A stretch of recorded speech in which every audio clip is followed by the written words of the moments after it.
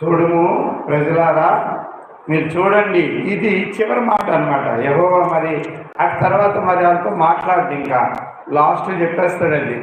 చూడండి, మీ ఎదురుగా నేను మేలును, జీవమును, మేలును, మరణమును, కీడును మీ ఎదుట ఉంచి ఉన్నాను. జీవము, మేలు, మరణము, కీడు అంటే మంచి చెడ్డ, జీవము, మరణము, ఇవి 4 ఉంచాడట. 4 మనమేమో మన ఎదురుగా 4 ఉన్నాయి.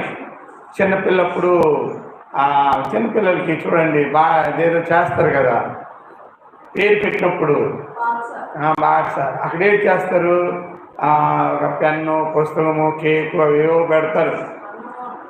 అలా వస్తారు. ఇలాగ వచ్చిన తర్వాత పెన్ను, పుస్తకం కూడా పెడతారు.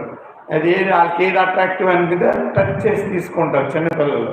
వాళ్ళకి ఏది తెలియదు కాబట్టి. ఇప్పుడు పెద్దవారు అయిన తర్వాత దేవుడు ఏమంటున్నాడంటే